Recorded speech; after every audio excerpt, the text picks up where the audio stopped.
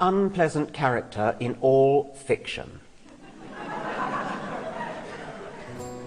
Jealous and proud of it. A petty, unjust, unforgiving control freak. God is jealous of me. God is jealous of me. And something about that didn't feel right. Is God a jealous God? Isn't jealousy a sin?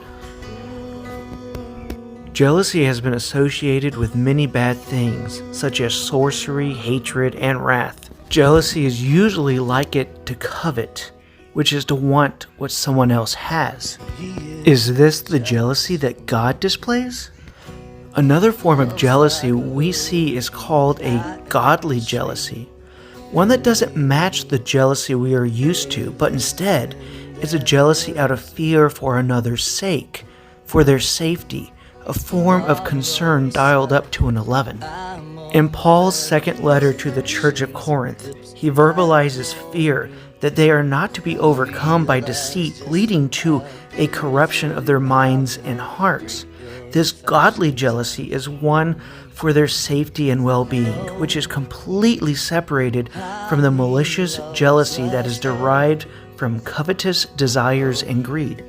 God and Israel made a promise together. God professes who He is and now who Israel is.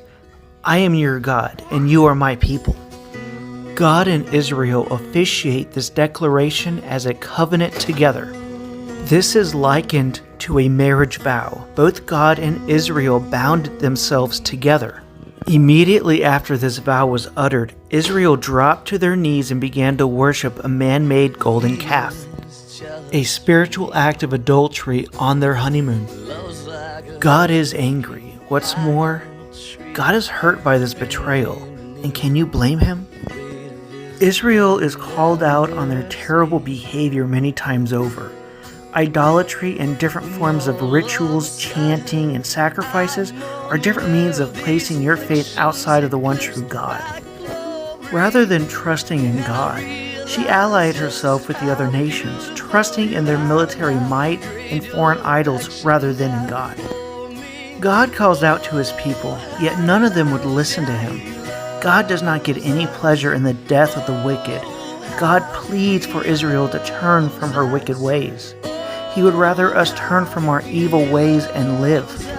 Jealousy implies vulnerability and the capacity to experience pain, not the pettiness of a power-hungry deity obsessed with dominating people. If jealousy is rooted in self-centeredness, it is clearly the wrong kind of jealousy. A jealousy that springs from concern for another's well-being, however, is appropriate. If there were two employees, where one does all the work yet the other claims all the credit, as a collective, we would be outraged and demand that the credit be given to the one that deserved it. Yet with God, we can't even be bothered to display any kind of empathy or understanding for how He would have felt.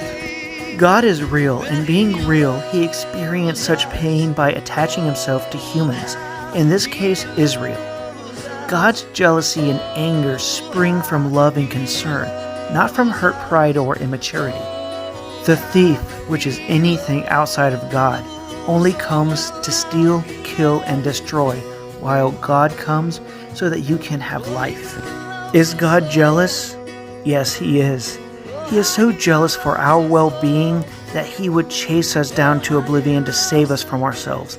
He would give Himself over as a sacrifice to right the wrongs that we are guilty of.